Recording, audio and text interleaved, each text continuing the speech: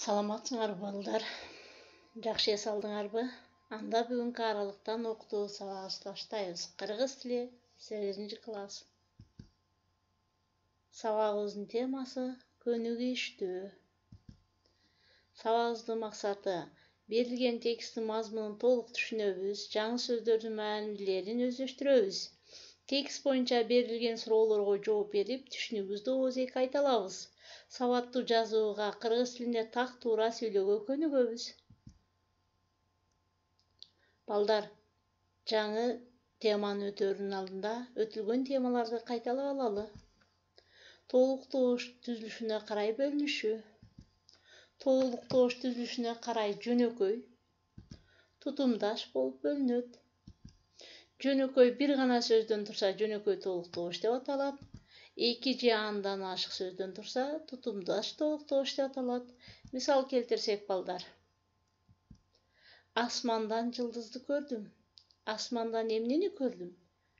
Асмандан жылдызды көрдүм. Бул жөнөкөй толук добуш. Пахтадан түрдүү кездемелер жасалат. Пахтадан эмне жасалат? Түрдүү кездемелер. Бул сүйлөмдүн эси. Жасалат. Эмне кылат?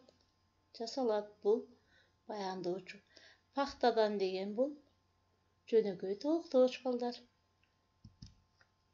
Бизге чоң ишеним көрсөтүштү. Кимге чоң ишеним көрсөтүштү?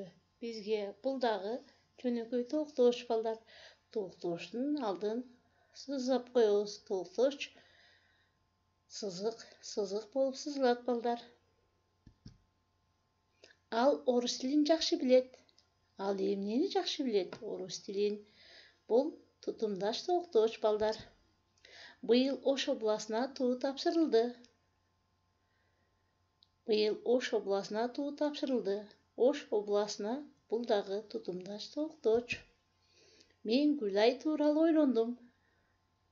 Мен ким жөнүндө ойлондум? Гүлай тууралуу. Бул дагы тутумдаш толук добуш балдар.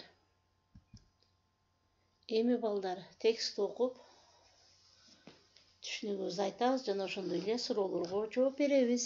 Меймандостук. Кыргыз элине тиешелүү асыл дөөлөттөрдүн бири меймандостук. Бул бизге ата бабаларыбыздан калган салт. Үйгө келген кишини келиңиз, төргө өтүңүз, даамоз тийиңиз деп тосуп алабыз. Мейманга болгон жакшы тамагыбызды берип төргө отургузабыз. Жагымдуу аңгеме баштап, меймандын көңүлүн көтөрөбүз. Кыргыздар жашоо турмушундагы ар бир кубанычты, маанилүү окуяны эл чакырып мейман тосуп белгилешет. Илгертен келе жаткан каада салт, күндөлүк турмуш ушундай түшүнүккө байланышкан. Үй салганда, бала төрөлгөндө, басканда, үйлөнгөндө жана башка жагымдуу окуя болгондо чоң той берилет. Тойго бүт айыл же бир көчөнүн эли чакырылат. Алыстагы жакын туугандар да унутулбайт. Мейман күтүү элибиздин сүйүктүү салты. Окудуңар балдар силер дагы? Анда суроолорго жооп беребиз. Балдар, бүгүнкү датаны жазгыла.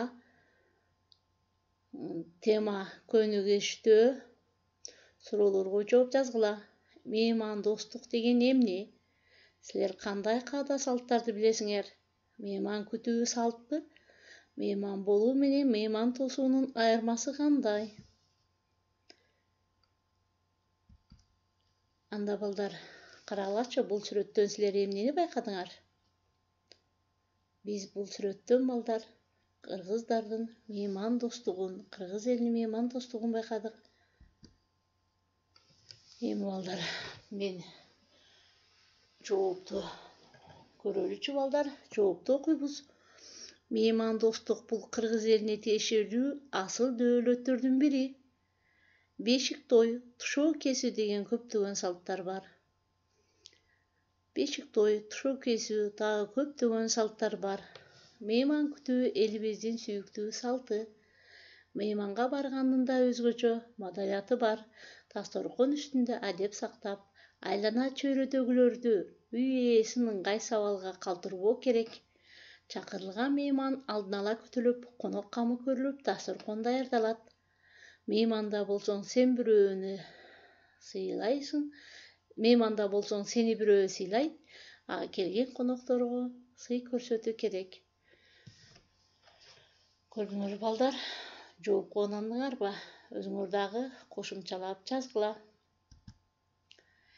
Эми сөздөрдү катыштырып сүйлөм түзгүлө балдар. Меймандостук, ата баба, асыл дөөлөт, төр деген сөздөрдү катыштырып сүйлөм түзгүлө. Толуктооштун алдын сызып коесуңар. Үйгө тапшырма балдар, 48-көнүгү 37-бет. Бүгүнкү сабакта силер эмнени үйрөндүңөр? Эмнени билдиңер балдар? Бүгүнкү сабакта биз толуктоошту жөнөкөй жана тутумдаштуулуктарды бышыктап дагы үйрөнүп алдык. Анда балдар бүгүнкү сабакты аяктадык. Саламатта калгыла.